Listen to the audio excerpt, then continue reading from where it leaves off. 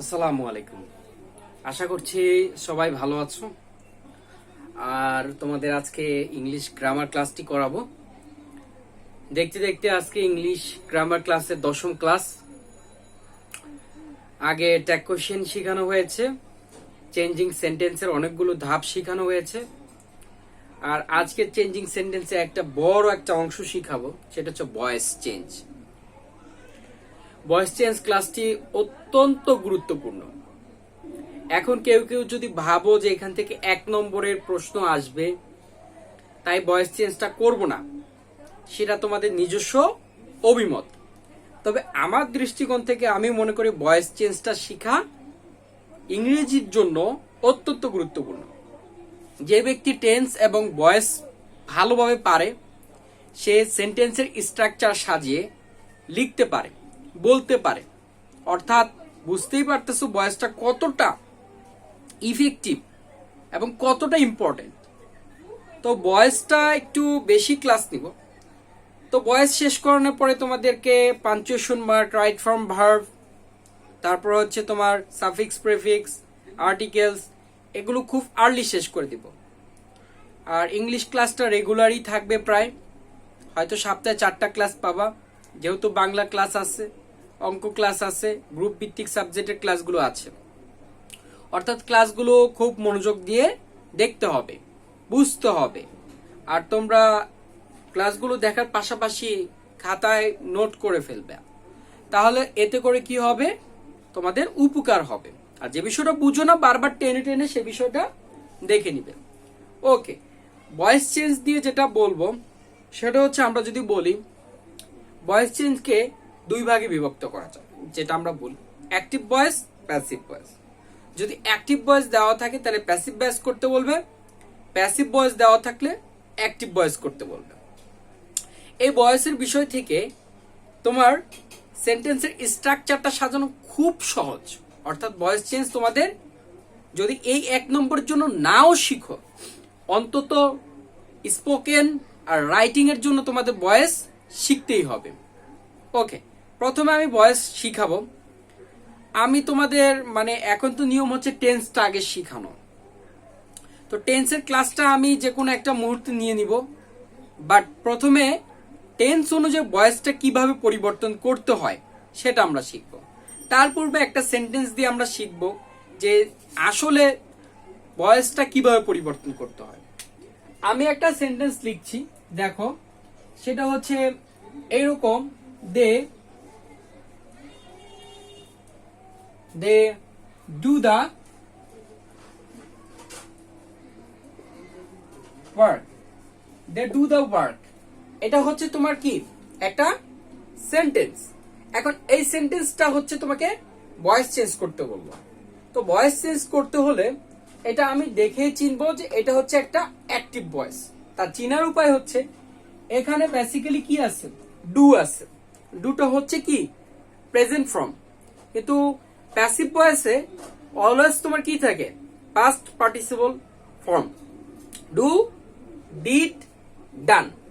অর্থাৎ যদি এখানে ডান থাকতো তাহলে ধরে নিতাম এটা প্যাসিভ ফর্ম। তারপর আরো কিছু কথা আছে, আমরা এটা অ্যাক্টিভ ভয়েস ধরে দিলাম। সো ভয়েস চেঞ্জের নিয়ম হচ্ছে, এখানে দে হচ্ছে সাবজেক্ট, দ্য ওয়ার্ক হচ্ছে অবজেক্ট, ডু হচ্ছে ভার্ব। তো অবজেক্ট হয়ে যাবে সাবজেক্ট, তাহলে আমি লিখলাম দা ওয়ার্ক, দা ওয়ার্ক লিখলাম। ওকে, দা ওয়ার্ক লেখার পরে এখন আমাকে সাবজেক্টের পর, এটা হলো সাবজেক্ট, সাবজেক্টের পর আমাকে আনতে হবে অক্সিলিয়ারি ভার্ব। কি আনতে হবে? অক্সিলিয়ারি ভার্ব আনতে হবে। সেন্টেন্সটা টেন্স অনুযায়ী আমাকে অক্সিলিয়ারি ভার্ব বসাতে হবে। যেহেতু এটা প্রেজেন্ট ইনডিফিনিট টেন্স, সেহেতু আমাকে এম, ইজ, আর আনতে হবে। দা ওয়ার্ক হচ্ছে তোমার, দা ওয়ার্কের সাথে যদি অক্সিলিয়ারি ভার্ব নেই, the work am, no. The work are, no. The work is, yes, that is right. তাহলে দা ওয়ার্ক ইজ, এটা হচ্ছে অক্সিলিয়ারি ভার্ব। দেন এইটার পরে আমাকে প্রিন্সিপাল ভার্ব ইউজ করতে হবে, পিবি। সো প্রিন্সিপাল ভার্ব হচ্ছে অলওয়েজ, অলওয়েজ প্রিন্সিপাল ভার্ব হচ্ছে আমাকে পাস্ট পার্টিসিপল ইউজ করতে হবে, do, did, done. So use করো ডান। ডান, আমি ডান লিখলাম। পরে হচ্ছে এটার পরে আমাকে লিখতে হবে বাই। কি লিখতে হবে? বাই। সো এখানে আমি বাই লিখলাম নিয়ম অনুযায়ী বাই। এরপরে হচ্ছে আমাকে সাবজেক্টটা করে দিতে হবে অবজেক্ট। তো আমরা এই ফর্মগুলো শিখবো যে সাবজেক্ট ফর্মের অবজেক্টিভ ফর্মগুলো কি। যেরকম দে হয়ে যাবে কি, দে হয়ে যাবে দ্যাম, এটা হচ্ছে অবজেক্ট। দে হয়ে যাবে দ্যাম, হি হয়ে যাবে হিম, শি হয়ে যাবে হার, এই বিষয়গুলো। তার মানে একটা বিষয় ক্লিয়ার যে এইখানের অবজেক্টটা হয়ে যাবে সাবজেক্ট, এখানে সাবজেক্টটা হয়ে যাবে অবজেক্ট, মাঝখানে অক্সিলারি ভার্ব আসবে টেন্স অনুযায়ী। সো টেন্স আমাদের কি শিখতেই হবে। আর এখানে প্রিন্সিপাল ভার্বটা অলওয়েজ পাস্ট পার্টিসিপল হবে, অলওয়েজ পাস্ট পার্টিসিপল হবে। তার মানে এরপর বাই বসবে। তার মানে একটা বিষয় ক্লিয়ার রাখো, সাবজেক্ট তো দেওয়াই থাকবে, মানে অবজেক্ট তো দেওয়াই থাকবে, সাবজেক্ট করে দিলাম। তারপর হচ্ছে তোমার সাবজেক্ট তো দেওয়াই থাকবে, অবজেক্ট করে নিলাম। এখন প্রিন্সিপাল ভার্ব তো অলওয়েজ পাস্ট পার্টিসিপল, সেটাও আমরা জানি। তারপরে বাই বসে, সেটাও আমরা জানি। কিছু কিছু ক্ষেত্রে তোমার গ্রুপ ভার্ব এবং আদার্স কিছু ফ্যাক্টরের ক্ষেত্রে প্রিপজিশনটা চেঞ্জ হয়, তবে ন্যাচারালি বাই বসে। তাহলে আমার পরিবর্তনটা দেখতে হবে অক্সিলারি ভার্বে। সো আমাকে পরিবর্তন দেখতে হবে কিসে? অক্সিলারি ভার্বে। সো আমি এক এক করে 12টা টেন্সের অক্সিলারি ভার্ব আজকে শিখিয়ে দিব যে কিভাবে আমাদের করতে হবে। তো শুরু করা যাক। প্রথমে যে বিষয়টা, যদি প্রেজেন্ট ইনডিফিনিট টেন্স হয়, মানে সেন্টেন্সটা যদি বুঝতে পারি এটা একটা প্রেজেন্ট ইনডিফিনিট টেন্স, তাহলে অক্সিলারি ভার্ব বসবে কি? অক্সিলারি বসবে এম, ইজ, আর। এটা কিসের জন্য এই অক্সিলারিটা বসবে? যদি সেটা প্রেজেন্ট ইনডিফিনিট হয়। প্রেজেন্ট ইনডিফিনিট হলে অক্সিলারি ভার্ব কি হবে? এম, ইজ, আর হবে। তাহলে একটা সেন্টেন্স লিখছি, তোমরা দেখো। উই প্লে হকি, এটা কিন্তু একটা প্রেজেন্ট ইনডিফিনিট টেন্স। এটা কিন্তু প্রেজেন্ট ইনডিফিনিট টেন্স। কেন? সাবজেক্ট প্লাস মূল ভার্ব প্লাস অবজেক্ট। দেন অবজেক্টটা ফার্স্টে নিয়ে আসলাম নিয়ম অনুযায়ী, যেটা আমি বলেছিলাম। অবজেক্ট হয়ে যাবে subject hockey, then am, is, are. So হকির সাথে অলওয়েজ কি হবে? ইজ হবে, হকি ইজ। আর play, play, played, played. So played লিখলাম, দেন বাই লিখলাম, দেন অবজেক্ট, সাবজেক্ট হয়ে যাবে অবজেক্ট। উই, উই হবে? উইটা ডিরেক্ট উই লেখা যাবে? নো নো নো, কারণ আমরা দে কিন্তু দ্যাম লিখেছিলাম। সো উই হয়ে যাবে কি? উই হয়ে যাবে আস। উই হয়ে যাবে কি? Us, us. Hockey is played by us. তাহলে আমি কি প্রেজেন্ট ইনডিফিনিট থাকলে এইভাবে আমাকে চেঞ্জ করতে হবে, কনসেপ্টটা ধরে রাখবা। দেন হচ্ছে পাস্ট ইনডিফিনিট। পাস্ট ইনডিফিনিট, তো আমি লিখে দিচ্ছি পাস্ট ইনডিফিনিট, যদি এটা কি পাস্ট ইনডিফিনিট হয়। পাস্ট ইনডিফিনিট, পাস্ট ইনডিফিনিট হলে এখানে অক্সিলারি ভার্বের পরিবর্তনটা হবে এইরকম, ওয়াজ, ওয়্যার, ওয়াজ, ওয়্যার, এই দুইটা জিনিস হবে। সো আমি একটা জিনিস লিখতেছি, সেটা হচ্ছে হি। সুন্দর করে লিখি, হি। বিষয়টা আমি যদি এইভাবে লিখি, ডিড, না ডিড লিখবো না, এখানে সুন্দর একটা ভার্ব লিখি তাহলে ভালো হবে। He went, he went to school, he went to school.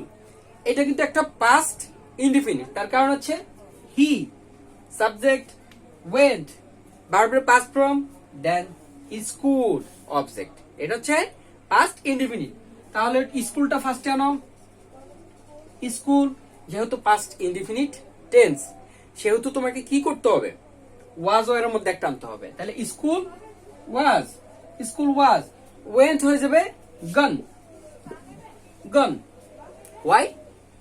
গন মানে হচ্ছে তোমার গো, ওয়েন্ট, গন। এরপরে হচ্ছে তোমার বাই, এই হিটা হয়ে যাবে হিম। তাহলে একটা জিনিস ক্লিয়ার রাখো, সাবজেক্ট অবজেক্ট হয়ে যাচ্ছে, অবজেক্ট সাবজেক্ট হয়ে যাচ্ছে, ভার্বগুলো কি হয়ে যাচ্ছে, পাস্ট পার্টিসিপল হয়ে যাচ্ছে। তা সাবজেক্ট অবজেক্ট হয়ে যাচ্ছে, সেটা আমাদের শিখতে হবে অবজেক্টিভ ফর্মগুলো, যেরকম দে থাকলে দ্যাম, হি থাকলে হিম, শি থাকলে হার, দে থাকলে বললাম তো, উই থাকলে আজ, আই থাকলে মি, এই বিষয়গুলো খেয়াল রাখতে হবে। আর অবজেক্ট যখন সাবজেক্ট হয়ে যাবে এখানে কোনো পরিবর্তনের দরকার নেই। আর আমাদের আরো কিছু জিনিস শিখতে হবে ভার্বের পাস্ট পার্টিসিপল। সো যেরকম go, went, gone, play, played, played, do, did, done, drink, drank, drank. তো এই বিষয়গুলো আমাদের কি করতে হবে, শিখতে হবে। আর অক্সিলারি ভার্বগুলো আমাদের টেন্স অনুযায়ী জানতে হবে। সো এটা বুঝাতে পারলাম। এখন চলে যাব আমি ফিউচার ইনডিফিনিটে। Future indefinite. সো ফিউচার ইনডিফিনিটে অক্সিলারি ভার্ব হবে কি, shall be, will be, shall be, will be, shall be, will be. Then একটা সেন্টেন্স লিখছি, সেন্টেন্সটা হচ্ছে এরকম, they will go to market. Will দেখে বুঝতে পারতেছে এটা একটা ফিউচার টেন্স, আর এটা হচ্ছে ফিউচার ইনডিফিনিট টেন্স। সো এখানে আগে মার্কেট বসবে, লিখলাম মার্কেট। তো মার্কেটের ক্ষেত্রে shall be or will be, so will be বসবে, will be, market will be, go হয়ে যাবে কি, গন, তারপর হচ্ছে বাই, দে হয়ে যাবে কি, দ্যাম। তার মানে আমি বুঝতে পারতেছি যদি আমি ফিউচার ইনডিফিনিট আইডেন্টিফাই করতে পারি তাহলে কিন্তু আমাকে কি করতে হবে, আমাকে shall be or will B auxiliary verb use করতে হবে।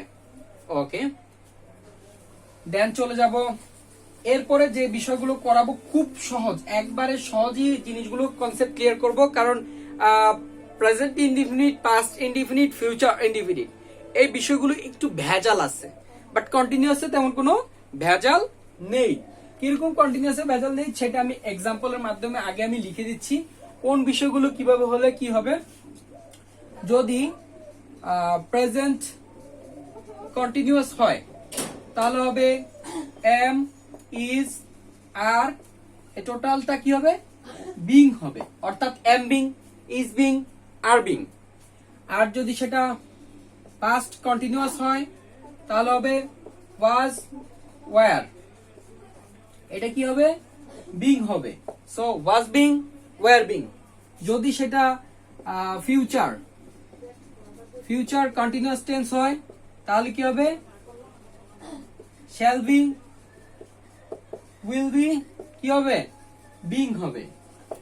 ওকে, এই তিনটা টেন্সের তিনটা জিনিস একটা এক্সাম্পলের মাধ্যমে পুরো বিষয়টা ক্লিয়ার করে দিচ্ছি। সেটা হচ্ছে আমি লিখলাম দে আর গোয়িং টু স্কুল। ওকে, তাহলে আমি এটা প্রেজেন্ট তো ধরে দিলাম কারণ আর আছে, আর হচ্ছে প্রেজেন্ট কন্টিনিউয়াস টেন্সের জন্য তাহলে হবে স্কুল, স্কুলের জন্য কি হবে, M being, is being, are being, কি হবে, সো স্কুলের জন্য হবে is being, is being, is being লিখলাম। তারপর হচ্ছে তোমার নিয়ম অনুযায়ী কি হবে, গোয়িংটা হয়ে যাবে গন, তারপর হবে বাই, আর দে হয়ে যাবে দ্যাম। অর্থাৎ এখানে যখন প্রেজেন্ট কন্টিনিউয়াস টেন্স আমি সিলেক্ট করলাম তখন আমাকে চিন্তা করতে হবে এম বিং হবে না, ইজ বিং হবে না, আর বিং হবে। ইজ বিং বসালাম, বাকি জিনিসগুলো সেম। এখন যদি পাস্ট কন্টিনিউয়াস টেন্স হয়, যেরকম এখানে আমি যদি লিখি দে ওয়্যার, দে ওয়্যার লিখি, তাহলে কিন্তু স্কুল কি হয়ে যাবে, স্কুলের জায়গায় এখানে হবে ওয়াজ, ওয়াজ হবে। তাহলে they were going to school, বলবো কি, school was being gone by them.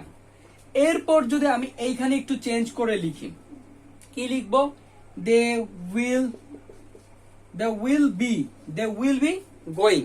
So এইখানে যদি আমার এরকম হয় বিষয়টা তাহলে আমাকে এখানে স্কুল কি আছে, shall be, will be, being, shall be being, will be being.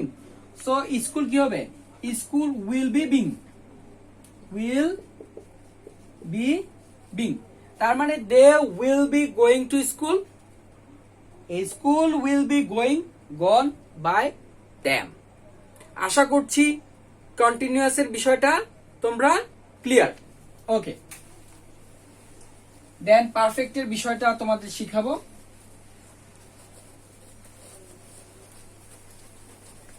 ওকে, পারফেক্টে যে কাজটা হয়, প্রেজেন্ট পারফেক্ট, প্রেজেন্ট পারফেক্টে লিখতে হবে have been, has bin, have or has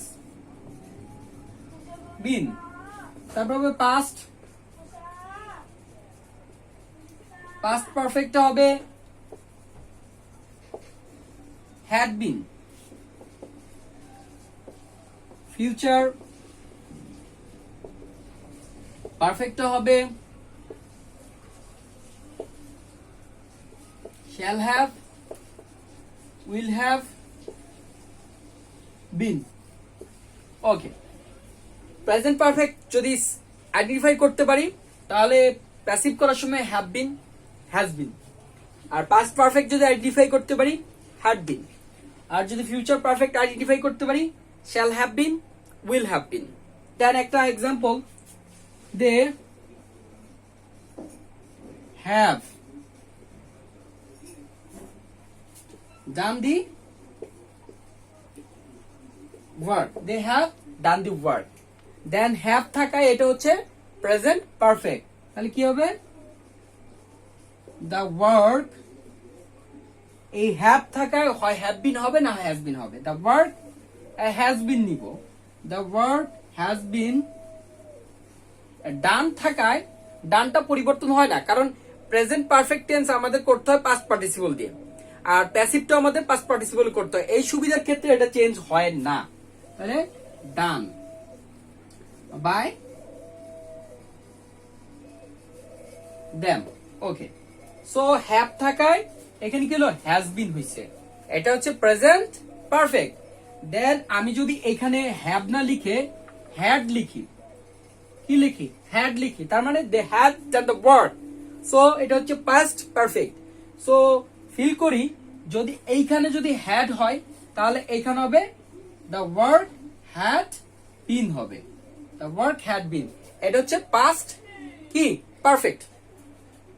দেন যদি এইখানে আমি লিখি যে এরকম ফিউচার পারফেক্ট শ্যাল হ্যাভ, আমি যদি লিখি they will have, they will have done the work, তাহলে চেঞ্জ হয়ে এখানে আমাকে লিখতে হবে দ্য ওয়ার্ক